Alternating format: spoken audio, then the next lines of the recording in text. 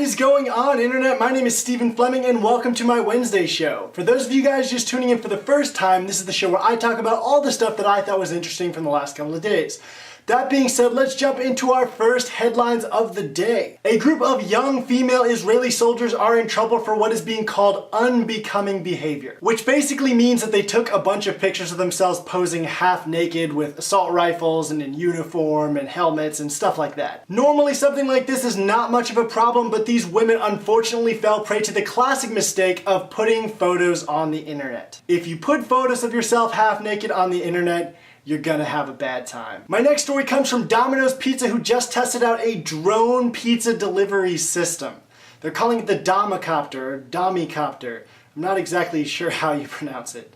Delivery boys in the United States can rest easy because the FAA has already banned all commercial purpose drones within the United States, so sadly we're not going to get this technology anytime soon. However, the lucky people in England may see pizzas flying around their skies sometime soon. My next headline is an update of the Turkish protest situation, as police have detained at least 25 protesters for spreading hate and lies on Twitter and Facebook. Well, hate and lies is the way that it's being described by all the news agencies that are clearly owned and operated by the Turkish government. In actuality, the tweets were about places to meet, police actions, as well as names of volunteer doctors and lawyers. This protest is hitting epic proportions at this point, and it is clear that free communication is very scary to authoritarian governments. My next headline comes from just down the road on the Potomac River, where Caleb Newton has caught what is most likely the largest snakehead fish ever. This crazy fish weighs 17 pounds and 6 ounces. Snakehead are a nasty and invasive species of fish that basically kill everything they get the opportunity to kill.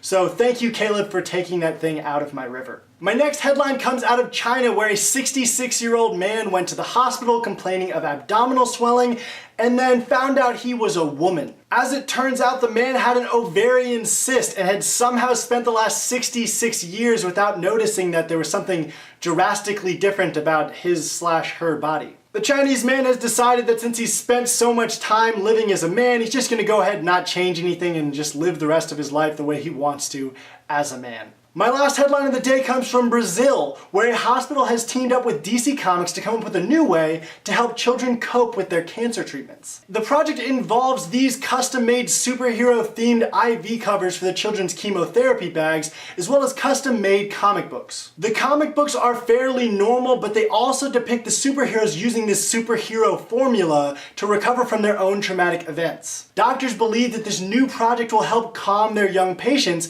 and help them understand exactly how this process works and why it's happening. Alright guys, that is the end of my show. As always, thank you for watching. Click that subscribe button to get updated on 5 new shows every week, and I will see you guys tomorrow.